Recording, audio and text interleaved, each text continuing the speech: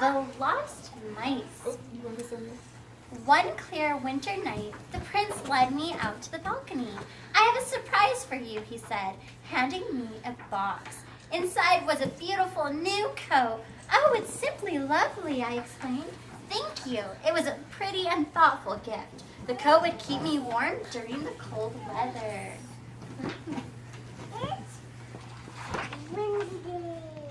The next morning, I showed my coat to Susie, one of my mice friends. Isn't the prince thoughtful? I remarked. Nice-a, nice-a, Susie exclaimed. The coat sleeve felt warm and cozy, especially compared to where the mice lived. A few minutes later, Jack and Gus went into my room. It had been a chilly night in the attic.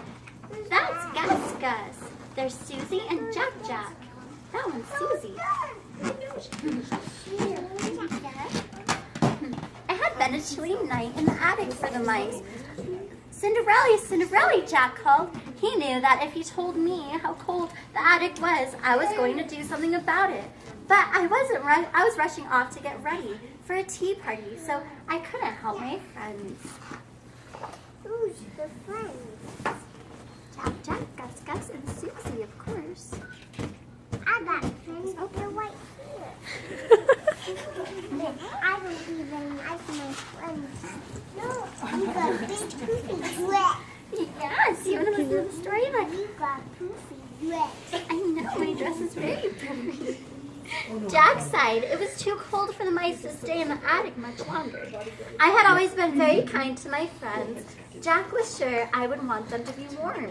So Jack and Gus called to the rest of the mice down from the attic. They sat in front of a blazing fire in my room. Before long, their cold paws and tails had warmed up, and their teeth stopped chattering. They laid there until I got back. Until I came home. Soon, the new housekeeper came in to clean the room. She saw the mice, and she shrieked and shooed them away. Mice don't belong in the castle, she yelled. Now get out! The housekeeper didn't know that the mice were my friends. She chased them with a broom and frightened the mice. They had no choice but to scamper back up to the cold attic. Brr! Gus began to shiver as soon as the mice were safely upstairs. The mice really needed the princess's help, but how would they be able to speak to me when they were afraid to set foot downstairs? Wham! Suddenly the castle gardener barged through the attic door. Before the mice knew what was happening, he had trapped them. Now take them outside, they heard the housekeeper say. Take them far away so they never return. Oh no, that's horrible. They had to make the mice leave the castle. Meanwhile, my tea party had ended, and the prince and I were riding our horses. As our horses trotted through the courtside, they saw the castle gardener tending to something in one of the fields. Hello, the prince called out. It's much too cold to be working outside. But the gardener did not answer. The prince called to him again and still got no reply. As they rode on, the prince turned to me. That was odd, he said. I can't believe he did not hear me. Why wouldn't he answer? Perhaps he was lost in thought, I said. I was right. The gardener had been trying to make a decision. He was about to let the mice go as the housekeeper had ordered, but he was worried about them. He knew it was too cold outside. Finally, he decided to take the mice to the stables. Now, don't tell the housekeeper, he told the stable workers, but these poor mice need a warm place to stay and a bite to eat. The mice were very grateful to their new friends.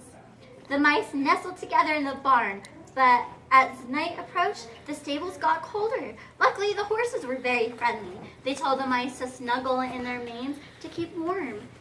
Fascinisa, said Gus as he drifted off to sleep. What's Fascinita? It's based on him saying good night to everyone. Later that night, back at the castle, I was starting to worry. I hadn't seen my mice friends since that morning. Jack and Gus nearly always came by in the evening. I was searching for the mice when I ran into the prince. Why, hello, the prince said. Are you looking for the same person I am? Why, no, I don't think so, I replied. I'm looking for the mice. Ah, said the prince. Well, I'm looking for our new housekeeper. Apparently, she threw the mice out of the castle today. Oh, no, I cried. Poor dears, they'll freeze outside. Don't Don't worry, the prince said. The mice have found a new Cinderella about what the gardener had done. Together, the prince and I went to the stables. We thanked the gardener and the stable workers. Then they gently woke up the mice. Cinderella, Cinderella, the mice shouted happily. Cinderella was relieved to see her friends safe and sound. Though the stable workers had been nice, the mice were glad to return to the castle. For always had a warm place of their own in one of the main rooms of the castle. A few nights later, the prince and I threw a grand ball. The gardener was the guest of honor.